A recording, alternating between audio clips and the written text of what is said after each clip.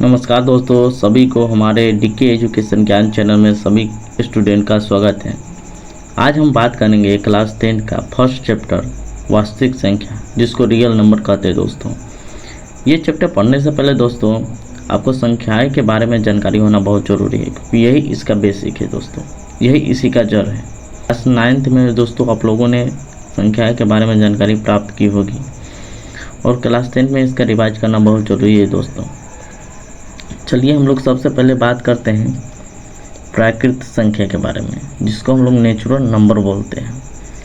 प्राकृत संख्या सबसे पहले हम लोग समझिए कि गिनती किए हैं तो कभी भी हम लोग गिनती करते हैं तो जीरो से गिनती नहीं करते हैं, सीधा करते हैं 1 2 3 4 5 6।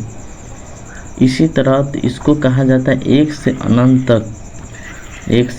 तक की संख्या को प्राकृत संख्या कहा जाता है दोस्तों, जिसे n से सूचित किया जाता है, नेचुरल नंबर।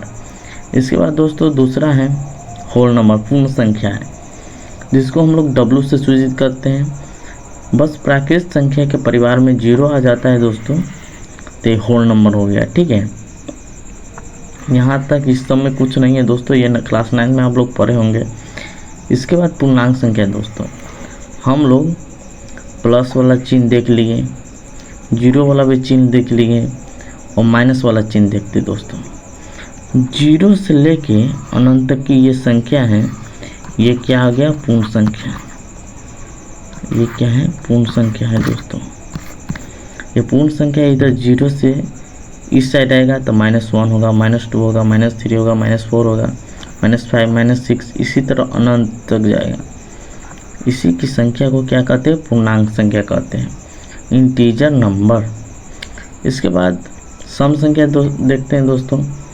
सम संख्या आप लोग बच्चों में पढ़े होंगे दोस्तों, वैसी संख्या जो 2 से पूरा कट जाए, यानी 2 से विभाजित हो जाए दोस्तों, उसको सम संख्या कहते हैं। जैसे 2 4 6 8 10 12 14 16, इसी तरह हो गया दोस्तों। इसके बाद विषम संख्या हो गया, और नंबर जो 2 से विभाजित नहीं हो उसको भी विषम संख्या कहते हैं। जैसे हो गया 3 5 7 9 11 13 15 17 19 21, इसी तरह हो गया ये सब बेसिक चीज़ें दोस्तों। चलिए दोस्तों भाज्य संख्या देखते हैं। वैसी संख्या जो एक और खुद के अलावा किसी अन्य संख्या से भी भाग लग जाए उसे भाज्य संख्या कहते हैं। जैसे 4 है, 4 क्या है? 2 से भी भाज्य होगा, 1 से भी भाज्य होगा और 4 से भी भाज्य होगा, इसलिए ये क्या हो गया? भाज्य संख्या हो गया। उसी तरह 6 है, 6 क्या होगा? 6 2 से भी भाज्य होगा, 3 से भी भाज्य होगा, 1 से भी भाज्य होगा और 6 से भी भाज्य होगा, इसलिए ये क्या हो गया? भाज्य संख्या हो गया। अब देखिए अभाज्य संख्या ठीक इसका उल्टा है, प्राइम नंबर। वैसी संख्या जो एक और खुद के अलावा किसी अन्य संख्या से भाग न लगे, यानी कि एक और स्वयं के अलावा किसी अन्य संख्या से भाग नहीं लगेगा, वो अभाज्य संख्या हो गया। जैसे में देखिए 2 है, तो 2 जो है 1 और 2 के अलावा किसी अन्य संख्या से भाग नहीं लगेगा। उसी तरह 3 हो गया, 3 जो है 1 और 3 के अलावा किसी अन्य संख्या से भाज्य नहीं होगा। 7 हो, उसी तरह 7 1 और 7 के अलावा किसी अन्य संख्या से भाज्य नहीं होगा। यहाँ पे इम्पोर्टेंट क्वेश्चन ये है दोस्तों कि आपसे पूछा जाएगा कि सबसे छोटी भाज्य संख्या क्या है। सबसे छोटी भाज्य संख्या 4 है, और सबसे छोटी अभाज्य संख्या क्या है? तो 2 है। ये दोस्तों आप लोग याद रखिएगा।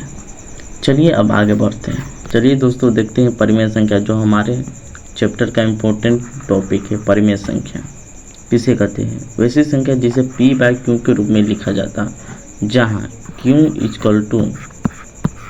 नॉट 0, यानी कि q जो है 0 के बराबर नहीं होना चाहिए।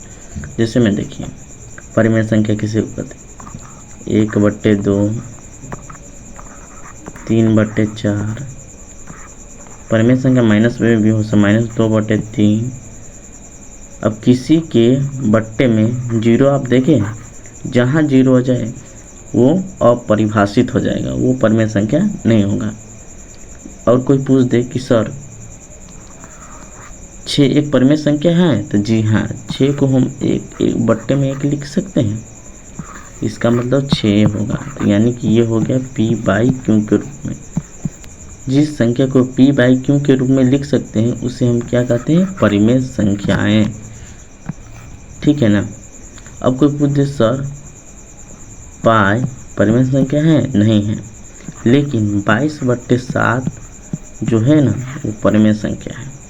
क्यों? क्योंकि 22/7 इसे p/q के रूप में लिखा जा सकता है। और पाई अपरिमेय संख्या है क्योंकि पाई का जो मान है 3.14152222, बूढ़ा हो जाइएगा फिर भी इसका मान नहीं निकल पाएगा आपसे। ठीक है ना। इसीलिए इसे p/q के रूप में, पाई का मान p/q के रूप में नहीं लिखा जा सकता है, इसलिए इससे पाई को अपरिमेय संख्या कहा जाता है। अब देखिए,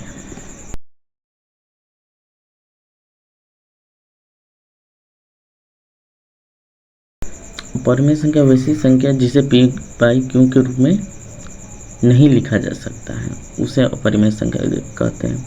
जैसे पाई हो गया, जैसे √2 हो गया, √6 हो गया, √7 हो गया, यही सब हो गया। इसी सब को क्या कहते हैं, अपरिमेय संख्या, जो रूट में हो, जिसे p/q के रूप में नहीं लिखा जा सकता। चलिए दोस्तों, आप लोग यहाँ तक समझ गए होंगे। अब सबसे इम्पोर्टेंट चैप्टर है वास्तविक संख्या। अभी तक हमने जितनी भी संख्या पढ़े हैं वो सभी वास्तविक संख्या पढ़े हैं दोस्तों। अब देखिए, अब परिमेय और अपरिमेय संख्या को भी वास्तविक संख्या कहा जाता है दोस्तों। इसमें वास्तविक संख्या में सारा चीज़ आ जाता है दोस्तों। चलिए दोस्तों, अगर इतना तक क्लास आपको समझ में आया होगा तो हमारे चैनल को सब्सक्राइब कर लीजिएगा। अगले लेक्चर में हम लोग यूक्लिड विभाजन की परिमेय का एवं उसके जितने सवाल हैं NCERT क्वेश्चन उसको कवर करेंगे दोस्तों।